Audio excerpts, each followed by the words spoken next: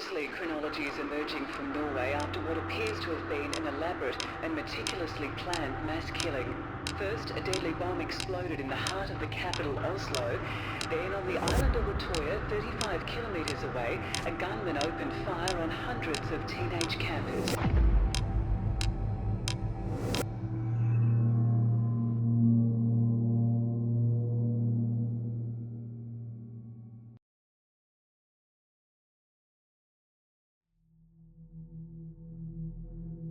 Anders Behring Breivik was born on February 13, 1979. He grew up in Oslo, the capital of Norway. His parents quickly divorced when Breivik was just 1 year old. He was left in the care of his mother, who was not the perfect role model. She was abusive and would regularly hit Breivik and tell him she wished he were dead. And according to neighbors, they would regularly hear fighting coming from their home. Growing up in an abusive situation like this could lead to some serious mental damage, and could even permanently scar such a young and underdeveloped mind. His mother stated she would only strike Breivik in order to control him, but Breivik would taunt her by saying it didn't hurt and would laugh at her in a, quote, condescending way. His mother would even find a way to get rid of Breivik during the weekends by dumping him with a young couple who were working with child welfare services. The couple noticed his mother's disturbing behavior when she would drop him off. At the age of 4, 2 reports were filed concerning how he was being treated by his mother, and both he and his mother were brought in as outpatients. It's fair to say that Breivik wasn't loved, and it was obvious that he was being held down mentally by his mother, so psychiatrists had ordered him to be removed from his mother's care. Sadly, this never actually happened, and he would only be put into supervised respite care during the weekends, but would remain with his mother on the weekdays. Despite the National Center for Child and Adolescent Psychiatry stating, urgent action is crucially needed to prevent a severely skewed development in the boy, he was allowed to stay with his mom during the weekday and only had supervised visits during the weekend. Like, will that even help the situation? Eventually, the supervision would stop after just 3 supervised visits, and Breivik would never be placed in respite care again. So, Breivik would be raised by his toxic mother, who was also diagnosed with borderline personality disorder. It was around this time that his behavior was quite concerning, and his hobbies became very destructive. He had 0 friends, and he liked to bully other children, and even got enjoyment out of it according to a witness. They also said causing pain to other children brought a smile to his face.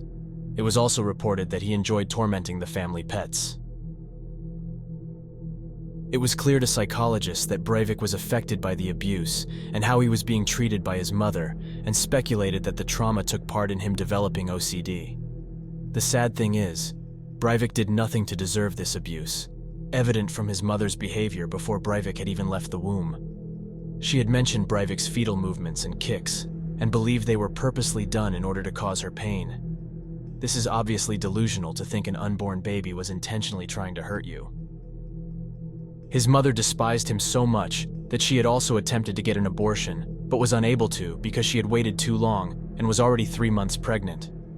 Do you believe people are born evil? Or do you think each experience, good or bad, could slowly corrupt a once innocent child? Let me know in the comments. Now that we've learned a little about Breivik's upbringing, let's move forward. When he was 13, he joined up with a group of kids whose interests were in illegal graffiti. In the group, Breivik was known as Morg. He always thought of himself as higher than everyone else in the group and would always assert his dominance on his peers. He took tagging very seriously, and one of the kids in the group even said he would plan out the tagging as if it were a military operation.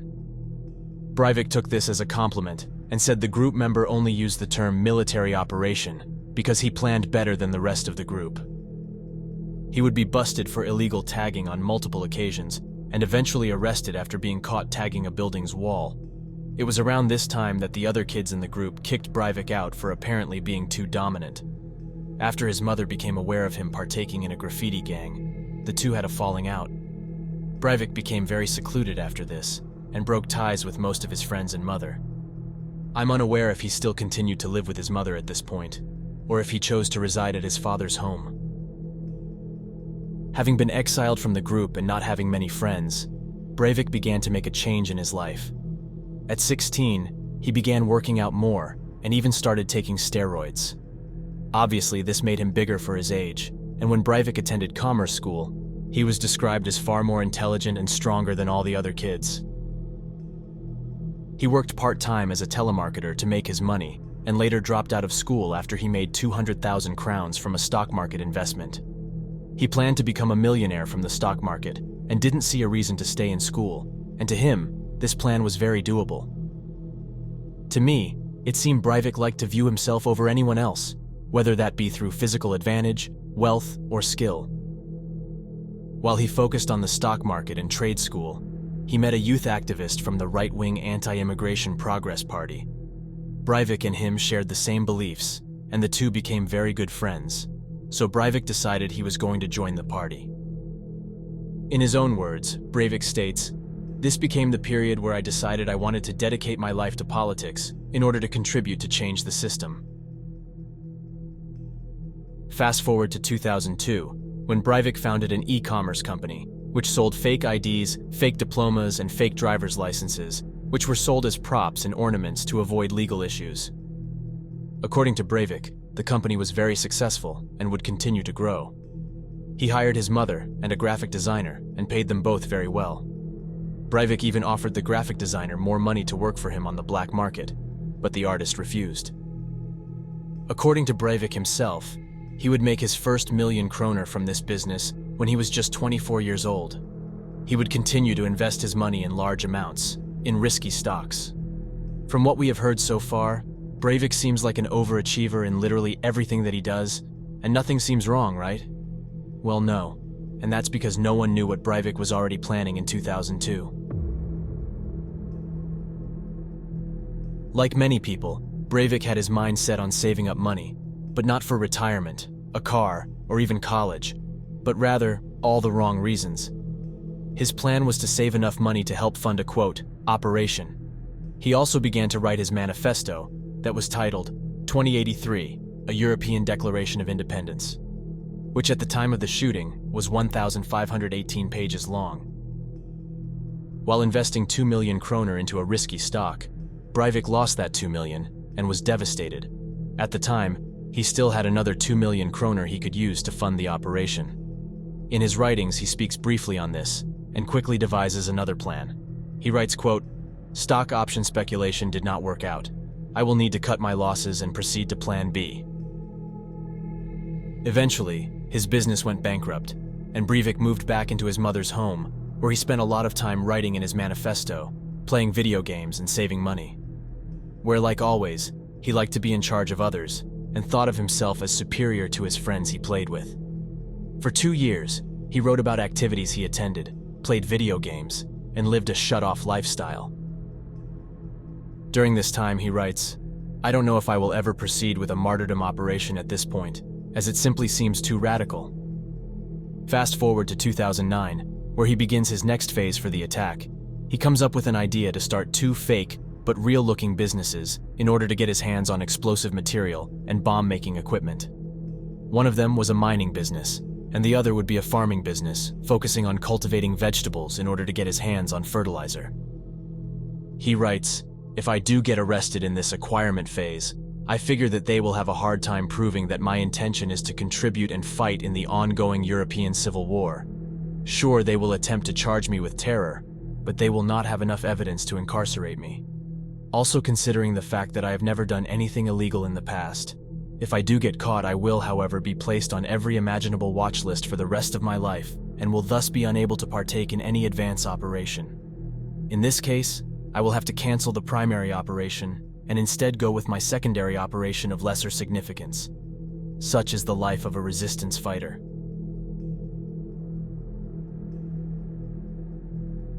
He continues to write about being under budget for the operation, and tracking his weight and morale during his research and planning phase. He also writes examples on how he feels about the operation. He writes, "If I felt that other people could do my job, I would not do what I do. That, I can guarantee you. I don't want to do what I do. I would rather focus on starting a family and focus on my career again. But I can't do that as long as I feel like a person caught in a burning spaceship with nowhere to go. If you see the ship is burning, you don't ignore it and start cooking noodles, do you? You put out the fire even if it endangers your life. You don't enjoy putting out the fire, but it is your duty to yourself and your fellow crewmen. And let's say your crewmen have been infected with a rare virus that shuts down their rational senses, and they try to stop you from putting out the fire. You can't really allow yourself to be stopped by any of them, as it will lead to your collective death. You will do anything to put out that fire despite of the fact that they are trying to stop you. Anything else would be illogical. But sacrificing yourself for others who probably detest you for it doesn't necessarily have to be a miserable experience. After all, we have the truth and logic on our side, and we will learn to find rewards and comfort in our actions. After all, sometimes being uncompassionate is the most compassionate thing you can do. It's quite eerie how he manages to seem like a normal kid when he isn't being radical. I mean, there is an entry in which he writes about video games and which ones he enjoys more. In 2010, Breivik began to sell personal belongings in order to fund the operation, seeing he was deeply behind on his own budget. That same year, Breivik acquired a body armor set, and according to him, he stashed it underground in a desolate spot in a forest and began his plan to obtain weapons. He first planned to get the weapons illegally, but never really had a contact and didn't have the means to acquire one. So, he legally applied for a Mini 14 rifle. Breivik states, "On the application form I stated, hunting deer." It would have been tempting to just write the truth. Executing Category A and B cultural Marxists, multiculturalist traitors, just to see their reaction. Seeing he had no criminal record, he was accepted and legally obtained the weapon and started working on obtaining a sidearm, a Glock handgun. He's also in the process of getting explosive material utilizing his false business and notes the riskiness of this part of the plan. He began the necessary steps to obtain a Glock pistol legally, and eventually, his application was accepted. It's crazy how everything went right for Breivik. No major red flags were ever raised for his purchase of 6 tons of fertilizer and chemicals. He was placed on a watch list, but no further investigation ever happened, because his fake business seemed to be real. During or around this time, Breivik purchased 10 30-round magazines for his Mini 14 and 4 30-round magazines for his Glock. He also purchased numerous attachments for his weapons, along with ammunition. Having obtained weapons and the necessary equipment for them, he then moved on to finalizing and building an explosive device. Utilizing his fake farming business, he rented a farm property where he planned to build his bomb. He ordered more explosive material, and at his rented farm property, he began the construction of the bomb. 12 months after he buried the armor cache in the forest, he traveled to the location and retrieved the stash and brought it back to the farm. It's crazy to me how far Breivik went to make this farming business appear legit, taking the time to grow crops, and even having someone tend to them for him. The next few entries just go over the building and preparation of the bomb, so I will skip past these. He also talks about getting police insignias to put on his armor and clothing, to appear like an officer. July 18, 2011. Sometime after dark, Breivik loaded his bomb, weapons, and gear into a rented van in preparation for the operation. He wrote, "Exhausted. Good workout though. I'm drinking 4 times the protein shakes per day now to maximize muscle generation. At this point in time I should be fearful, but I'm just too exhausted to think much about it." On July 21st, he spent the day driving for 11 hours, according to his manifesto. I'm not sure why he traveled 11 hours away or where he went. It's possible he went to test a small explosive device before the real deal. Anyway, Breivik ends his writings with, quote, "The old saying, if you want something done, then do it yourself, is as relevant now as it was then. More than one chef does not mean that you will do tasks twice as fast. In many cases, you could do it all yourself. It will just take a little more time. And, without taking unacceptable risks, the conclusion is undeniable." I believe this will be my last entry. It is now Friday, July 22nd, 12:51. After this entry, Breivik embarked on his mission, dressing up in his bogus police uniform and driving the 100 miles to Oslo, the capital of Norway, where his first target was located. Breivik was caught on CCTV approaching his target and parking the van outside of the entrance to Høyblokka, a government building located in the government quarter, where the Prime Minister's office was. As Breivik steps out, he casually walks away from the van and down the sidewalk towards a getaway vehicle he had left prior. He is seen holding a pistol as he looks over his shoulder to make sure he isn't being followed. Security guards were aware of the mysterious van and its driver, who to them looked like a security guard. They knew the van wasn't supposed to be parked in that spot. It was reserved for security guards and the Prime Minister. But unfortunately, the guards were not alarmed by the van, because people accidentally parking there was a regular occurrence. Suspecting the van belonged to a security company of some sort, security personnel were in the process of getting the van's information when the bomb detonated at 15:25. The explosion was massive. It shattered windows all over the block, sending glass and paperwork all over the street, and injuring 209 people. Sadly, 8 people would lose their lives from the explosion. Hannah Endresen, 61, died from extensive injuries to her abdomen. Tove Ashil Knutsen, 56, died from wounds to her throat and chest. Kai Hauge, 32, died from wounds to the chest and abdomen. John Vegard Lervag, 32, died from shockwave damage and splinters to the head. Ida Marie Hill, 34, also died from shockwave damage and splinters to the head. Hanna Ekrol Loevli, 30, died from injuries to her head and body. Anne-Lise Holter, 51, died from injuries to her neck and spinal cord. Kirsty Berg Sand, 26, died from injuries to her head and abdomen. Police arrived in minutes and quickly evacuated the building, searching for more bombs and the suspect behind the attack. The police knew right away this was a car bomb attack, evident from the source of the explosion and countless security footage that caught the blast. The last person seen near the vehicle was someone dressed up like a security guard or cop. 14 minutes after the bomb detonated, someone called police to report a suspicious person wielding a firearm. The caller said they appeared to be law enforcement and stated they saw him get into another vehicle and drive off. Dispatch took the information down on a sticky note, license plate, vehicle make, and the suspect's description. But this note would lay on the desk of the operations manager for 20 minutes before another operator found it and called the witness back. This gave Breivik enough time to flee the scene and escape the police.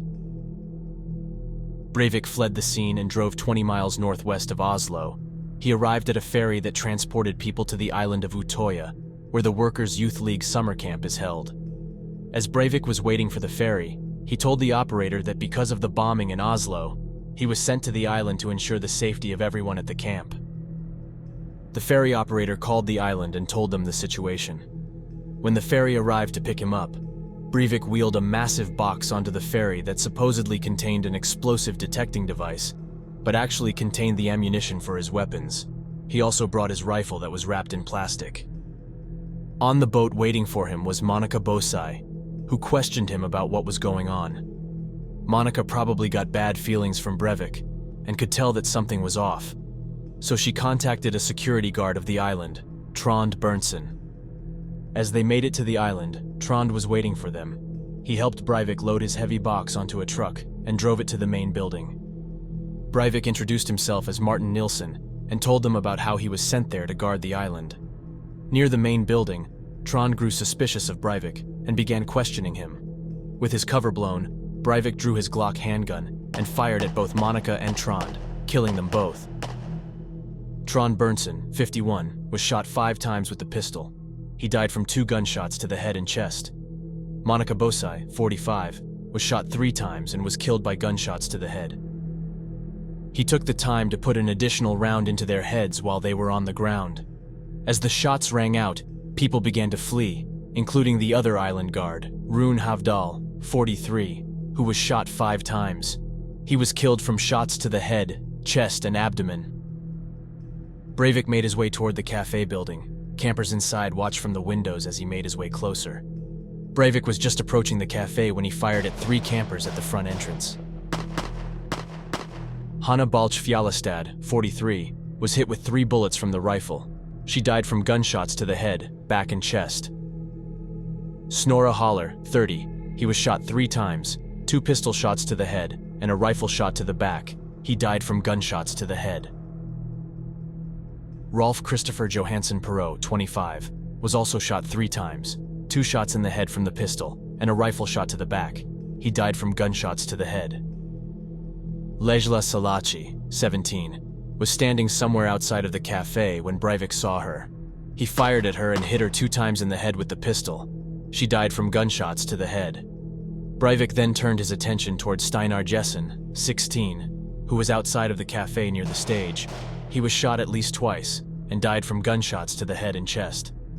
Breivik then turned around and walked inside the cafe, where a large group of campers were hiding. Many of them already heard the first shots and were on their way out the back of the building, in the direction of Breivik. Breivik walked inside and immediately opened fire in the small hall, where a large group of campers were hiding behind a piano in the room. Breivik killed 7 in this room. Elizabeth Troenis Lai, 16, was shot 3 times and died from a single shot to the head. Silja Merete Fjellbu, 17, was shot 6 times and was killed by gunshots to the head. Guro Vartal Havel, 18, was shot at least 3 times with the pistol. She died from gunshots to the head and chest. As Breivik was in the process of shooting, many campers jumped from the windows and escaped the horror. Ronja Suetar Johansson, 17, was shot at least 3 times with the pistol, twice in the head and once in the back. She died from gunshot wounds to the head and chest. Mona Abdenur, 18, was shot 3 times. She died from gunshots to the head. Sondre Kjøren, 17, was shot 5 times and died from gunshot wounds to the head and chest. Bendik Rosnes Ellingsen, 18, was shot 8 times and died from gunshots to the head and cervical vertebral column. Keep in mind, this entire time, countless people are also being injured by gunfire and survived by playing dead. During this time, campers ran to the ferry operator and notified him of what was happening. He was the first person to dial 911. One room over, in the big hall, there was another large group of campers who listened to the first shots, just a wall away. Breivik rushed into the room and opened fire on those inside. Inside this room, Breivik would take the lives of 6 more campers. Margreta Boyum Kloeven, 16, was shot 3 times, 2 of which hit her in the head. She died from the gunshots to the head. Eivind Hovden, 15, was shot 3 times, 2 of which hit him in the head. He died from gunshots to the head. Lena Maria Bergam, 19, was shot at least 3 times with the pistol. She died from gunshot wounds to the head and throat. Henrik Pedersen, 27, was shot 3 times in the head with either the pistol or rifle. He died from gunshots to the head. Ida Betha Rogan, 17, was shot at least twice with either the pistol or rifle and died from gunshots to the head/face. Alexander Os Eriksson, 16, was shot 6 times and died from a gunshot to the head. Breivik walked around the building in search of more targets, but couldn't find any more inside, so he left through the exit he came in from. After leaving the cafe, he made his way through a tent camp and fired at 2 students, Birgitta Smetbach, 15, and Gunnar Lineker, 23. Birgitte was struck twice with either the pistol or rifle. She died from external blood loss from gunshots to the shoulder and leg. Gunnar was shot 2 times, once in the back and once in the head. He immediately lost consciousness from the gunshot wound to the head and died the following day at the hospital. Breivik continued to shoot people in this area, but did not kill anyone else. He casually made his way to the school hall, where he would claim more lives. Just east of the school hall, Breivik spotted 2 campers and immediately took aim and fired. Gizem Dogan, 17, was shot twice and died from a single shot to the head. Johannes Buo, 14, was shot 3 times with the pistol, twice in the head and once in the throat. He died from gunshot wounds to the head and chest. After killing them, Breivik circled back and headed back to the main building, where the rest of his ammo was still in the heavy box. He walked the area a bit, and even went down to the ferry, but ultimately headed back in the direction of the cafe. It was at this point that he threw a smoke grenade near the cafe that could be seen from witnesses off the island. Walking past the cafe and into the woods, he ended up on Lover's Path, which is a path halfway around the island. Breivik walked this path and discovered many campers that had nowhere to hide. Visible from the path was a lone pump house where 30 to 40 campers were hiding. When Breivik arrived, many of them started to flee, but Breivik would take the lives of 14 campers. Tina Sukuvara, 18, was shot twice in the head and killed. Ruth Benedicte Vattendahl Nilsson, 15, was shot once in the abdomen and died of blood loss. Henrik Rasmussen, 18, was shot 3 times and died from gunshot wounds to the head, back and chest. Espen Jørgensen, 17, was shot at least 3 times and died from gunshots to the chest and abdomen. Porntip Artem, 21, was shot 3 times and died from a single shot to the head. Thomas Margito Antonsen, 16, was shot twice and died from gunshots to the head and throat. Ismail Haji Ahmed, 19, was shot once in the head and died from that injury. As Breivik continued to fire at the campers, a large group were hiding in nearby brush listening to the bloodbath. Luckily, Breivik never noticed them. Back at the pump house, Fredrik Lund Schietne, 18, was shot once in the head and killed. Hanna Christine Fridtun, 19, was shot 3 times and died from gunshots to the head and chest. Emil Okenhaug, 15, was shot 3 times and died from 2 shots to the head. Havard Vederhus, 21, was shot 4 times and died from gunshot wounds to the neck and chest. Victoria Stenberg, 17, was shot 3 times and died from gunshots to the head and chest. Sverre Flat Bjørkavag, 28, was shot twice in the head and killed. At the pump house, but a little closer to the water's edge, Diderik Amat Olsen, 19, was shot once in the head and fell unconscious into the water. He died from drowning. At some point during the shooting, Breivik was said to have spared a 22-year-old boy's life because the boy appeared right-wing. According to Breivik himself, certain people look more leftist than others. This person appeared right-wing. That was his appearance. That's the reason I didn't fire any shots at him. When I looked at him, I saw myself. Later on in the shooting, Breivik came across the same boy, who was playing dead at the time, and raised his weapon and shot him, but the boy survived. Breivik left the pump house and got back onto Lover's Path and headed for Bolshevika Cove. Breivik kills 5 more campers here. Torjus Jacobsen Blatman, 17, was shot once in the head and killed. Ingrid Berg Hegeland, 18, was shot 3 times and died from gunshots to the throat, head and chest. Isabel Victoria Green Sohn, 17, was shot 3 times and died from a single gunshot to the head. Karar Mustafa Kasim, 19, was shot 4 times and died from 2 shots to the back that damaged the chest. Karina Borgund, 18, was shot 3 times and died from gunshots to the head and chest. Breivik then continued to walk and found another 3 campers hiding on Stoltenberg Rock and opened fire. Even Flugstad Malmedal, 18, was shot twice in the head and died from those shots.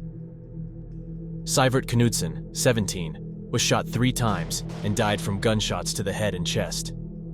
Sin Roinland, 18, was shot 3 times in the head and died from them. After killing them, he took out a cell phone and dialed 911 and tried to surrender, but the line went dead, so he continued on with his rampage. Breivik walked back down Lover's Path. Breivik would take the lives of 10 more campers on Lover's Path as he makes his way south. Eva Kathinka Lutkin, 17, was shot twice with either the pistol or rifle. She was hit in the throat, which continued into the head. She died from a gunshot to the head.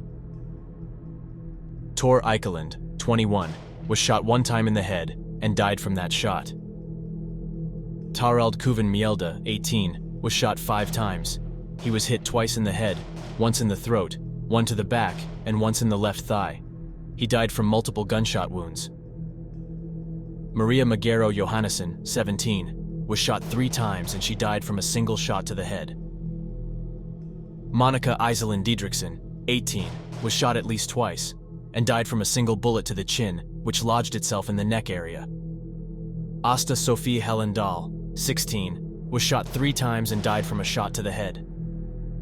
Anders Christiansen, 18, was shot twice in the head with the pistol and died from gunshots to the head. Banu Abobakar Rashid, 18, was shot twice in the head and died from gunshot wounds to the head. Andreas Edvardsson, 18, was shot 3 times, once in the head and twice in the neck. He died from the shot to the head. Silja Stamneshagen, 18, was shot twice in the head and was killed. At the west side of the island, the gunshots were getting closer. Andreas Dalby Grunesby, 17, tried to swim from the island but fell off the West Point cliff and died from fall injuries and/or drowning. Breivik continued to fire at campers he found on the west side cliffs. Sondre Furseth Dale, 17, was shot 4 times and died from gunshots to the chest as a result of hemorrhaging. Simon Sabo, 18, was shot twice and died from gunshot injuries to the chest. Modupe Ellen Awoyemi, 15, was shot 4 times, once in the neck, back, and flanks respectively. She died from multiple gunshot wounds. Sheridan Svebak Bain, 14, was shot twice in the chest and died from external blood loss. Marianne Sandvik, 16, was shot at least once. She died of blood loss from a gunshot to the abdomen. Eventually, Breivik made it to Sorspissen, the south of the island, where he was seen by a helicopter crew executing campers on the water's edge. Tamta Liparteliani, 23, was shot twice. She died from gunshot wounds to the back. Kevin Daye Berland, 15, was shot at least 3 times and died from gunshot wounds to the head and throat. Karen Elena Holst, 15, was shot twice in the head and killed. Jamil Rafal Mohammed Yassin, 20, was shot at least twice and died from gunshots to the head and throat. Breivik paused for a second when he encountered the son of Trond Berntsen, one of the first killed on the island.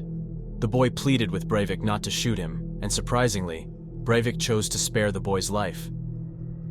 When he was later questioned as to why he let the boy live, he said he believed that it is wrong to kill children. During interrogation, Breivik said that he spared the lives of the smallest children because they were too young to have been indoctrinated by the Labour Party. Anyway, at the southern point, Breivik continued to fire. Andrine Bakeni Espeland, 16, was shot 3 times by the pistol and died from shots to the head and chest. Håkon Odegaard, 17, attempted to swim from the island to escape the bullets but died of drowning. With police now closing in on him, he made his way back towards the school hall and ran into police in a wooded area and was taken into custody by law enforcement at 1835. The police stated, "We come to a forested area and the suspect stands there right in front of us with his hands high above his head. It was a completely normal arrest. The nightmare was finally over." He has said that he believed the actions were atrocious, but that in his head they were necessary. During the trial, he admitted he committed the attacks, but pleaded not guilty because he was acting out of necessity. Breivik reveals to the court that he planned to kill everyone on the island and leave no survivors. He also went into detail on his previous planned attacks that never happened. He planned to make 3 car bombs and set them off in different locations and go on a shooting spree across Oslo. He also stated he would have beheaded the former Prime Minister of Norway if he would have got the chance. Day 5 of his trial, he goes into the details of the island attack, stating he was in a state of shock while killing the campers, and explained how gaps of his memory were missing and how he doesn't remember the whole attack. On August 24, 2012, after undergoing a psychiatric evaluation, Breivik was found sane and was sentenced to 21 years, with no eligibility for parole for a time period of at least 10 years. The sentence can also be extended indefinitely. Breivik would spend 11 years in solitary confinement and would sue the Norway government multiple times in an attempt to get out of solitary confinement. In 2022, Breivik was denied parole and was still deemed a threat and was sent back to prison. I hope he is suffering in there and never gets out of solitary. This man shows no remorse for the 77 innocent lives he took, but continues to cry about himself. He says, quote, "I would rather be shot than held in prison like an animal." Let's all take a moment of silence to think about the victims.